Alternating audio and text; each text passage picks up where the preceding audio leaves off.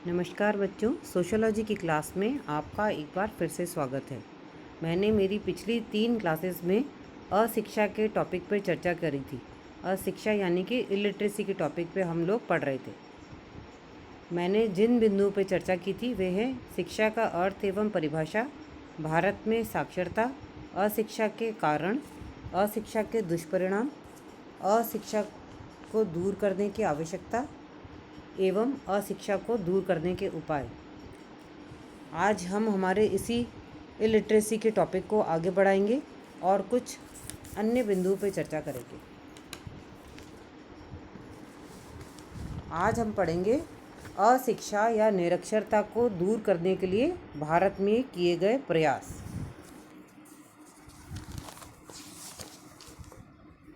अशिक्षा को दूर करने के लिए भारत में जो प्रयास किए गए हैं वे है राष्ट्रीय प्रौढ़ शिक्षा कार्यक्रम, नेशनल एडल्ट एजुकेशन। यह कार्यक्रम 2 अक्टूबर 1978 को प्रारंभ किया गया। इस कार्यक्रम को केंद्र सरकार, राज्य सरकारें, ऐच्छिक संगठन, विश्वविद्यालय, महाविद्यालय तथा युवा केंद्र संयुक्त रूप से चलाते हैं।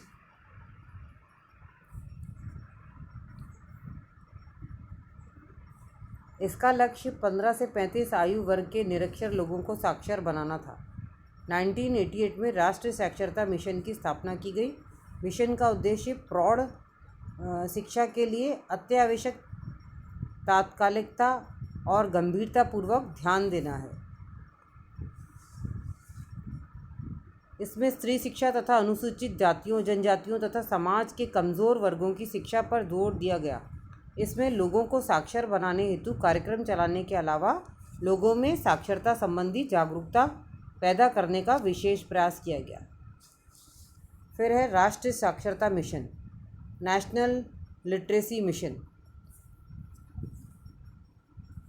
राष्ट्रीय साक्षरता मिशन 1988 में शुरू किया गया, जिसका उद्देश्य पूर्ण साक्षरता अर्थात सन 2005 तक 75% के न्यूनतम स्थायी स्तर को प्राप्त करना।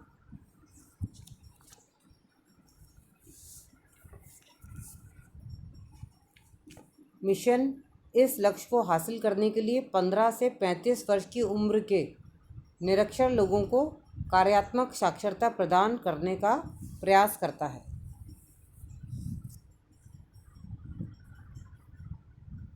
प्रौढ़ शिक्षा कार्यक्रम का उद्देश्य सतत शिक्षा कार्यक्रमों के जरिए एक शिक्षित समाज का निर्माण करना है।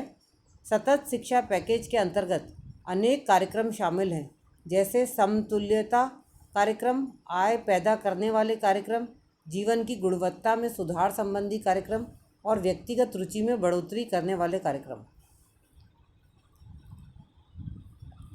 नेक्स्ट है महिला समानता के लिए शिक्षा, education for women equality. Bharat सरकार शिक्षा के द्वारा महिलाओं की स्थिति में परिवर्तन लाने हेतु कटिबद्ध है। सरकार का मानना है कि शिक्षा प्रक्रिया में भाग लेने के लिए महिलाओं की अधिकार संपन्नता अत्यधिक आवश्यक है।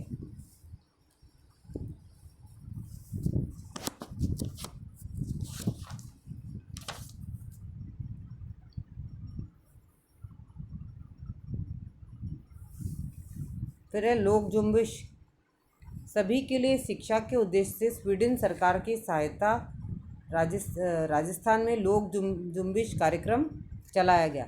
इस योजना का उद्देश्य जनता को प्रेरित करना तथा उनके सहयोग द्वारा सभी लोगों को शिक्षा का लक्ष्य प्राप्त करना है। फिर है प्राथमिक शिक्षा हेतु पौष्टिक आहार सहायता का कार्यक्रम, मध्याह्न भोजन स्कीम।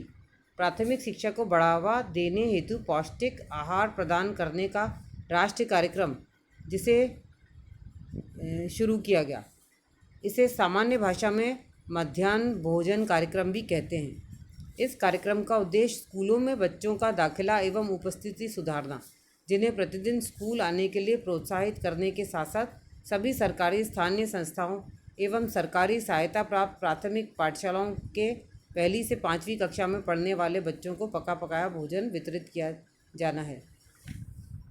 सर्व शिक्षा अभियान, सर्व शिक्षा अभियान योजना नवंबर 2000 में आरंभ हुई। फिर है जिला प्राथमिक शिक्षा कार्यक्रम। यह कार्यक्रम वर्ष 1994 में आरंभ किया गया था। प्राथमिक शिक्षा के सार्वभौमिकरण के लिए कार्यनीति के परिचालन का प्रयास किया गया।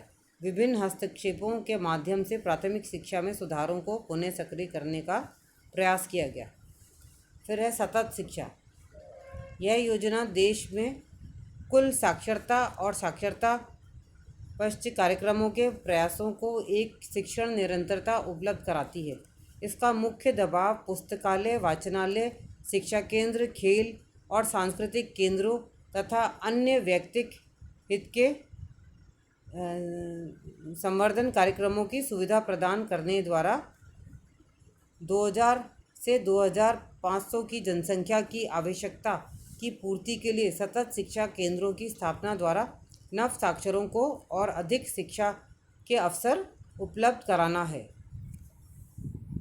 नवोदय विद्यालय प्रतिभाशाली बच्चों, विशेष रूप से ग्रामीण क्षेत्रों के बच्चों को अच्छी शिक्षा प्रदान करने के उद्देश्य से देश के प्रत्येक जिले में एक आवासीय विद्यालय अर्थात नवोदय विद्यालय स्थापित करने का निर्णय वर्ष 1985 से 1986 में लिया गया।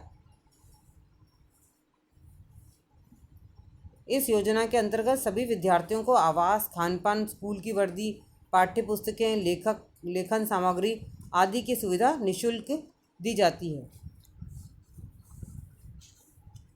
इंदिरा गांधी राष्ट्रीय मुक्त विश्वविद्यालय।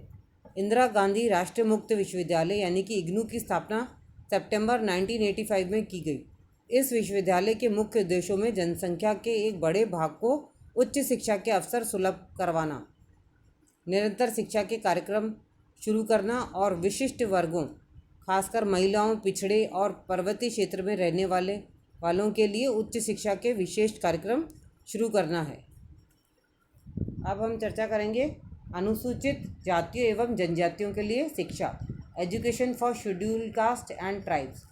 अनुसूचित जातियों एवं जनजातियों की पहचान उनके अत्यधिक सामाजिक, शैक्षणिक एवं आर्थिक पिछड़ेपन के आधार पर की गई है। इस वर्ग में व्याप्त अशिक्षा को दूर करने के लिए सरकार द्वारा अनेक कदम उठाए गए हैं, जैसे इन लोगों के लिए सभी प्रकार की शिक्षण संस्थाओं, इंजीनियरिंग महाविद्यालयों, विश्वविद्यालयों, केंद्रीय विद्यालयों, नवोदय विद्यालय आदि में स्थान आरक्षित किए गए हैं तथा न्यूनतम योग्यता में छूट दी गई है।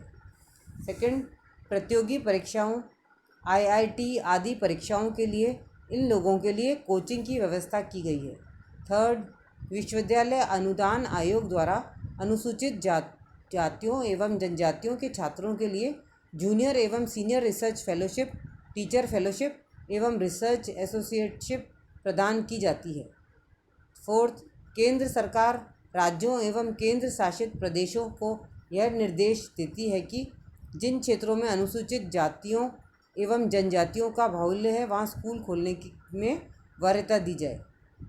फिफ्थ, जनजाति क्षेत्रों में जनजाति भाषा में ही शिक्षा देने एवं द्विभाषा पढ़ाने के संदर्भ में NCERT तथा central institute of Indian languages के द्वारा पुस्तकें तैयार की जाती हैं। प्राथमिक छठा पॉइंट है, प्राथमिक विद्यालयों को खोलने के नियमों में ढील दी गई है।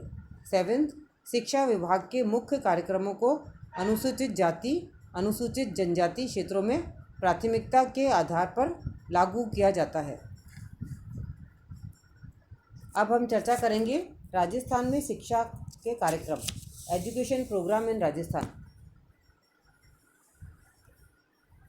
संविधान की धारा 45 के अनुसार 14 वर्ष के सभी बच्चों को निःशुल्क तथा अनिवार्य शिक्षा देने हेतु राजस्थान में शिक्षा के विकास तथा प्राथमिक शिक्षा के सार्वजनिकरण की दिशा में पंचवर्षीय योजनाओं के माध्यम से निरंतर प्रयास किए जा रहे हैं।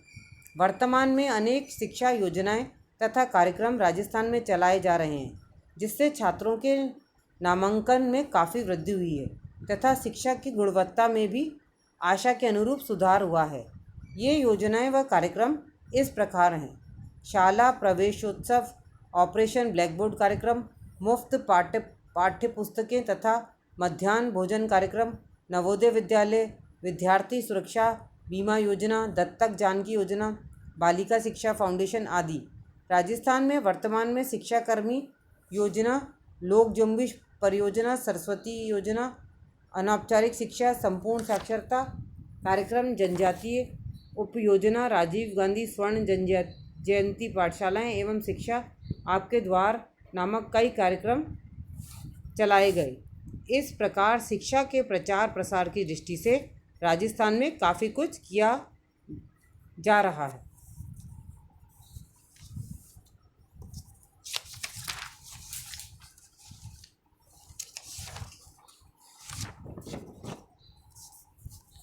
और अभी एक नई राष्ट्रीय शिक्षा नीति भी तैयार की गई है।